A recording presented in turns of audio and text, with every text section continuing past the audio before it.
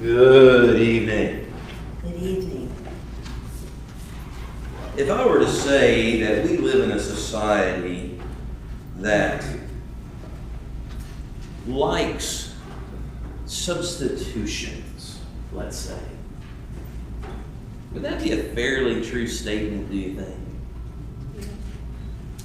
I think that would be fair. We tend to live in a culture that has accepted substitutions for most things. Picky eater. Do not like onions. It's the devil's pearls, I'm telling you. And I hate seeing on a menu, you go to kind of a sit-down place and it says on the menu, no substitutions. And the entree I want comes with some kind of thing that's going to be caked and full of onions. You can't substitute it. But we as a society like substitutions because they make life easier. And so instead of drinking Coke with all the sugar, we drink Diet Coke with the aspartame. Or if you want to get really fancy, the Coke Zero with the sucralose. And it substitutes out the sugar out of our life. But not all substitutions are good. In fact, when a substitution becomes negative, we call it a counterfeit, don't we? Do you remember the late night commercials selling things off the TV before eBay, before the interwebs came into our lives? And you'd be sitting there late at night, you can't sleep at 10:30, and they're showing this diamond ring, looks just like a diamond. And it's a ring that would probably cost thousands of dollars, and yet this is cubic zirconium, and it's $19.95 if you just call the toll-free number. Now, can you imagine trying to pass that off? It looks good on the surface, but you couldn't pass it by any jeweler successfully. You would say, no, this is a counterfeit. What about dollar bills? Not dollar bills. You're counterfeiting dollar bills. You need help. But what about our money? When money gets substituted for something else, we call that counterfeit. And in the news, periodically, you hear about individuals getting caught with counterfeit 20s or counterfeit hundreds. Counterfeit. What about gold? You know, traditionally, and maybe even what's the word? Just stereotypically, you work at a place for 30, 40 years and you retire, and what do they give you? Gold watch. And it's valuable. It's solid gold. And there's value in it. But what if you found out that watch was just simply gold-plated? It's not solid gold. Instead, it's some metal alloy that's worthless with just a gold coloring on it. And they look good on the outside, but is it worth anything? No. In Matthew 7, and Steve's been talking about this in the mornings, that actually got me thinking, that in an article I read recently about the golden rule. And what's the golden rule? I'm quizzing them for you, Steve. What's the golden rule? As you would have them what? Do unto you. Treat others as you want to be treated. Put yourself in their shoes. And that's the golden rule of Christianity, is it not? We are to be golden Christians, if you will, and practice the golden rule and treat others how we want to be treated in any given situation. That's Matthew 7. But what if we were to counterfeit that? What if instead of the golden rule, we as Christians practice the gold-plated rule? And instead of doing to others as you would have them doing to you, the rule becomes, do not do to others as you would what you do not want done to you. Do not do to others what you do not want done to you. Now, on the surface, that sounds good, right? If you didn't even investigate that sentence, that would probably sound almost the same thing. But you know what? That's only part of the golden rule, isn't it? So let's look tonight at this idea of this gold-plated rule. This idea of gold-plated Christianity. and how a gold-plated Christian would look in real life. I want to give you 6 qualities, if you will, for lack of a better term, of what gold-plated Christianity would look like. Here's the first one on my list. And you can go ahead and let's turn over to Luke 10. We probably don't have time to read all of it, but we'll look at it just generally. A gold-plated Christian, number 1, is religious, but is not righteous. In Luke chapter 10, we have a very famous parable. We call it the parable of the Good Samaritan. And we know the story. We're familiar with the story. A man is traveling, and what happens to him? He falls among thieves. He falls among thieves. He gets mugged and beaten and left for dead, which gives the implication that his wounds are such that if he doesn't receive help, this man's going to die. His life is in danger. And we read of some individuals who come along, don't we? That Levite and the priest, and what do? Went by on the other side. They go by on the other side. The priest gets... The Levite, the language gives the impression in the original that he actually goes over and looks and then goes his own way. And yet here comes a Samaritan man. Now, how did the Jews view Samaritans? Dogs. They were dogs. They were outsiders. They were traitors. In the Harry Potter world, we call them mudbloods. Because they weren't pure Jews. They didn't practice the pure Jewish religion, but a perversion of it. And yet it was this man, the outsider, who stops and helps. But the priest and the Levi, they lived by the gold-plated rule. These were religious men. And yet by their actions, we can tell that they weren't righteous. They didn't cause the man's suffering. It wasn't their fault. They didn't do anything to help either. They didn't hurt him, but they didn't help him. A lot of individuals, sad to say, in this world, and Jesus himself said it again in Matthew 7, but there are going to be a lot of individuals who are going to be lost in this world. And unfortunately, some of those individuals are going to be Christians. And they're not going to be lost because of what they're doing. Many Christians are going to be lost because of what they do not do. It's not going to be the sin of commission that gets you. It's going to be the sin of omission. Because we're religious people. But because of our actions, we're not righteous. And that's a danger. And that's exactly exemplifying that gold-plated rule. And you say it's the righteous that are going to be saved, Matthew 13 and verse 43. And in order to be righteous, we have to be counted righteous by God. And that's what Paul tells us in Ephesians 4:24, in Philippians chapter 3 and verse 9. And so we have to be counted righteous by God by obeying Him in order to receive the promises that He gives. And so the only place I can be counted righteous is in Christ. And that's Romans 8 and verse 1. There's therefore now no condemnation to those who are in Christ Jesus, who walk not according to the flesh, but according to the Spirit. And how do I get into Christ? I put them on in baptism. That's Galatians 3, verses 26 and 27. And so I obey the gospel call. I'm immersed, having the blood of Christ laid on my account, being counted righteous by God, added to the church, His own special people.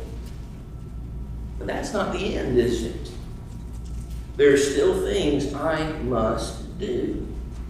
You see, it's possible to be religious and still not be righteous. Because being righteous and staying righteous requires doing the right things. In 1 John 1 and verse 7, John says that if you walk in the light as He is in the light. And notice what he says there. He doesn't say if you sit in the light, if you rest in the light. No, there's action there, isn't it? If you walk in the light as He is in the light. It's not enough just to be religious. I have to be righteous as well. And not self-righteous, but being counted righteous by God. A gold-plated Christian is religious, but not righteous. Secondly, also in Luke 10, we can see as we continue looking at that Good Samaritan just for the next few minutes. Number 2, a gold-plated Christian is harmless, but never helpful. And now here's this man, just imagine, this man who's been robbed, he's been mugged, he's been beaten, he's left for dead. And he's just lying there on the road and he's bleeding. And here comes the priest and the Levite. They didn't beat the man, they didn't rob the man, they didn't do anything to the man. But if it was up to them and their neglect, that man would be good as dead. Now maybe, we're not told why they passed by, but maybe they were in a huge hurry and they didn't have time. Maybe they were even going to do something in regards to their temple service, but they didn't have time to mess with this. Or maybe they didn't want themselves to become unclean by touching this bleeding man. You see, they didn't cause the man's injuries. They were harmless to this man. But they refused to come to his aid. They were harmless, but they weren't helpful. See, a gold-plated Christian is just like that. It may be that there are individuals that the gold-plated Christian knows of who are sick and need help, and yet they just ignore the call.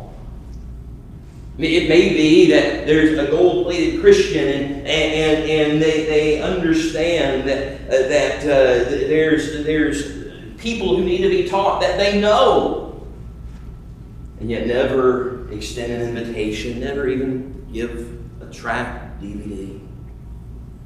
And maybe the congregation decides, hey, we're going to work in this area in this way, a specific work that's going to help hopefully the congregation learn and to grow, maybe in the area of benevolence, maybe in the area of evangelism. And the gold-plated Christian will never say a word of criticism toward the work. They'll never say anything negative to prevent others from participating. They'll never fight against it. But they'll let it die by simply doing nothing. Gold-plated Christianity. Do you remember in Judges 5? In Judges 5, we're reading about the Song of Deborah. And there's a specific city mentioned, and there's all of these individuals mentioned in there. And when you come to verse 23, it says, "Cursed be the city of Meroz." Why? Because they did not come to the help of the Lord. Gold-plated Christians are simply too busy to help, or too selfish to help, or too stingy to help in God's work. And yet we read in James 4 and verse 17, the one who knows to do good and does it not, to him it's sin. We read about that judgment day scene in Matthew 25 as Jesus separates the sheep from the goats, and basically he's separating the doers from the do-nots. And so many times we look at Matthew 25 and we say, okay, he's separating the church from the world, but if we got it wrong. He is separating his people, the doers from the do-nots. The golden Christians from the gold-plated ones. And to those who were gold-plated who did not help when he was hungry, thirsty, naked, or in prison, he says, "Depart from me." Gold-plated Christians, they're harmless, but they're never helpful. Third attribute of a gold-plated Christianity, they're clean on the outside, but not on the inside. You know, we talk about that gold-plated watch versus the solid gold watch, and they both would look similar. They would probably have different weights, but if you just looked at them, and just on the surface, they both would look good and attractive. It looks like gold. It shines like gold. But when you scrape the plating off, when you scrape that outer layer off, it's just a cheap metal inside. In Matthew chapter 23, I find it interesting. Sometimes it's called the woe chapter. Because Jesus comes down very, very hard on the religious leaders of his day and for their hypocrisy. And he tells them in verse 25 of Matthew chapter 23, he says, "Woe to you, scribes and Pharisees, hypocrites! For you cleanse the outside of the cup and dish, but inside they are full of extortion and self-indulgence. Blind Pharisee, first cleanse the inside of the cup and dish, that the outside of them may be clean also. Woe to you, scribes and Pharisees, hypocrites! For you are like whitewashed tombs, which indeed appear beautiful outwardly, but inside are full of dead men's bones and all uncleanness." Jesus is giving us a picture of hypocrisy. It looks great on the outside.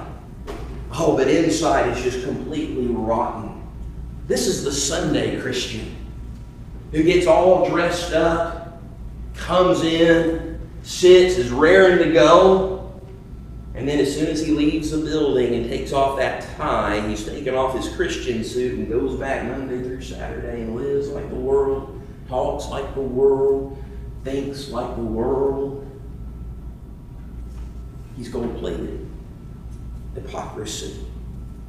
He possesses just enough Christianity to ease his conscience that he's okay. He does just enough so that those outside look at him and say, "Hey, what a good Christian man," and yet inside he's just like the world. If we were to continue reading in chapter 23, as Jesus points out and condemns the hypocrisies of the Pharisees and scribes in verse 33, this verse should really give us pause when he says, "You serpents, you brood of vipers, how can you escape the condemnation of hell?" Wow. Gold-plated Christians are clean on the outside, but not on the inside. Number 4, a gold-plated Christian will go 1 mile, but never 2.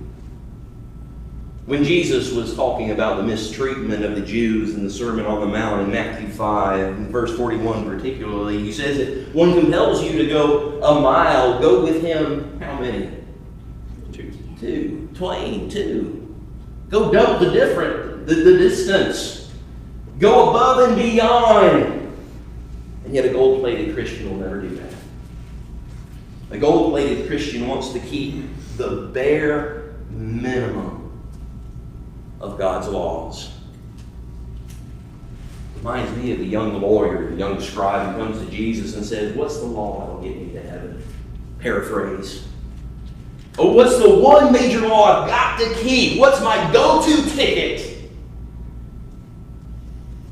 That's the attitude of the gold-plated Christian. I just want to do the bare minimum. Tell me, how many services do I really, really, really have to attend?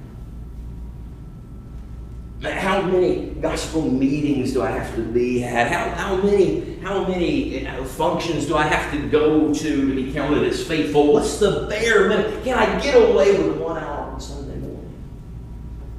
Isn't that enough to check my clock, to punch my card? The bare minimum.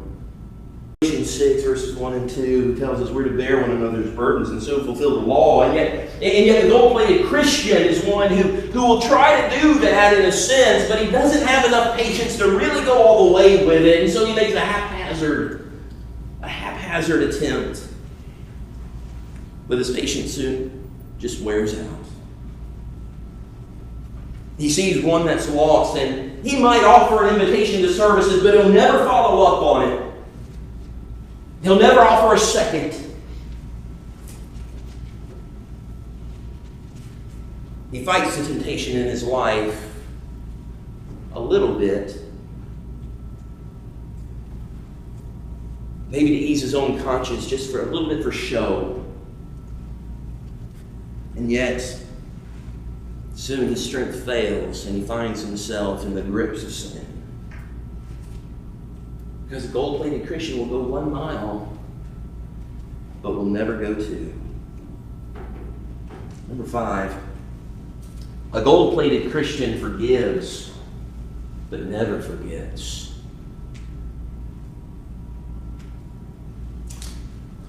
Gold-plated Christians manage to say, yeah, it's okay. Yes, I forgive you, or at least they seem to. And yet in their heart, they hold a grudge. And they embed that grudge in their heart, and it acts as a poison that just grows and festers and affects every part of life, including attitude. We're to forgive how God forgives. God promises us that their sins will I remember no more. And so one who repents, who makes that change of mind that will bring about and result in a change of action in their life, God says, you do what I tell you to do. I'm not going to remember and bring up those sins. Jesus himself would teach in Matthew 6, again, that Sermon on the Mount. If you forgive men their trespasses, your heavenly Father will also forgive you. But if you do not forgive men their trespasses, neither will your Father forgive your trespasses. And that's in a context where he has just given out this model prayer in which he says, forgive us our debts as we forgive our debtors. Peter, Matthew 18. Peter always thought he was going to get a one-up, a big pat on the back. In response to this idea of forgiveness, Peter knew what the rabbis taught. Peter knew what the general teaching of the Jews was, and it was just a simple baseball rule. It was a 3-strike and you're out rule. You can forgive people 3 times for the same thing. After that, you throw them away. And no doubt Peter's thinking in his head, you know what, I'm going to double it. And you know what, I'm going to add one more to it. And Jesus is going to be so proud of me. And so in Matthew 18, he asks him, just how generous is this? Is it lawful to forgive 7 times? And what was Jesus' response? He says, no, you forgive 70 times 7. Well, when you look at the original, you forgive 7 sevens. Newer translations will translate that as 77, and they still kind of miss it. Peter's speaking of actual numbers. Jesus begins to speak symbolically. Peter says, I can forgive them 7 individual times. That's more than double what the law requires according to oral tradition. And Jesus says, no, Peter. You forgive them 7. And the idea is for emphasis. They would say 7, and not meaning 70 times 7, but a completeness. You forgive perfectly like God forgives perfectly. As many times as necessary. We must be like God who forgets when he forgives, and yet a gold-plated Christian. Oh, they may forgive, but they will never forget. Final place. A gold-plated Christian will go to church, but they don't worship. We've made a mistake in our verbiage, in our terminology. I remember growing up, church isn't the building, it's the people, rightly so. The called out people of God, the assembly, in first century usage. I know what we mean because we shorten everything. Michael becomes Mike, Stephen, Steve. I look at Miss Terry. I don't know what Terry's short for. I don't know that it's short for anything. Anthony becomes Tony. Teresa. Okay. Teresa becomes Terry. Is she saying her? No. Victoria becomes Vicky or Vic. We shorten everything. And the idea, hey, it's time to go to church. We know what we mean. We are going to the building to worship God.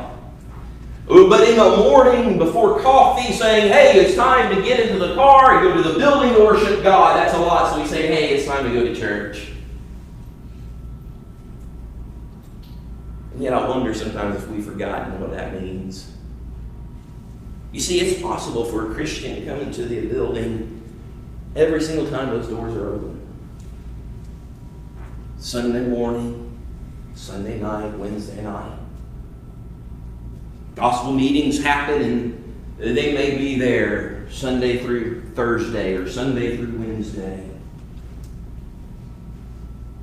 Any special occasion where the church comes together to learn, they're there. And yet it's very, very possible to attend every single meeting of the church. And in that time to never, ever worship. Worship's intentional. It's not about sitting back and being entertained. It's not about sitting on a pew and watching a show. In John 4 and verse 24, Jesus says, God is spirit, and they that worship Him must worship Him, God, in spirit and in truth. And that's my spirit. Yes, I'm to worship in the way God directs me to worship, according to His Word in truth. But my spirit has to be involved. My emotional self has to be involved. When you look at the word worship itself, so many times we think of it as a liturgical type of word with a kind of clerical meaning. But the word itself, proskuneo, simply means to kiss. Kuneo, pros, toward. I come in to worship God and I am kissing toward God. I am offering up my heart to God. And yet, it's possible for an individual to come through those doors and to sit on that pew and have their mind still at home, or maybe on problems at work, issues that have come up financially, problems with relationships, and they may even be mouthing the words of the songs, but they don't hear the words that they're singing because their mind, their heart is somewhere else.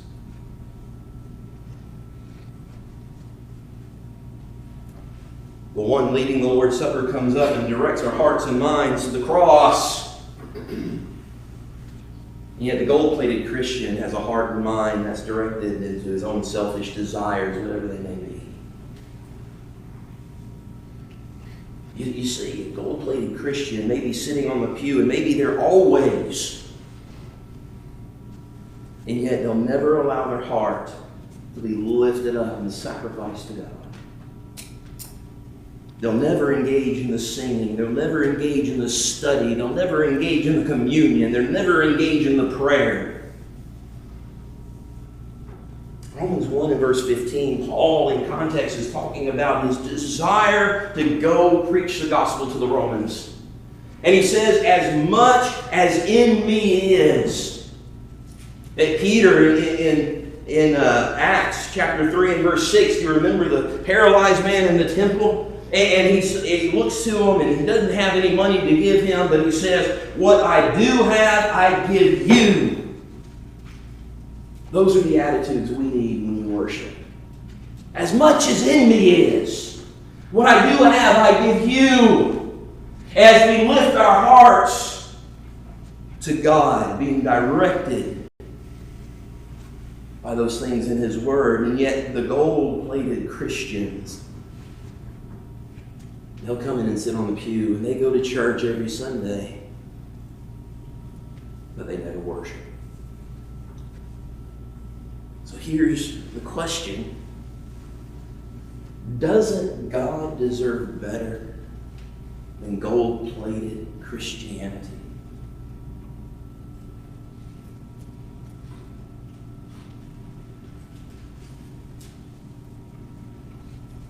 When your anniversary comes around, mine's about here, yours is about here. Fake costume jewelry. Really? Doesn't work, does it? You're worth more than that. Isn't God worth more than simply something that's gold-plated? But then we've got to turn around and look ourselves in the mirror and say, do I fall into that category?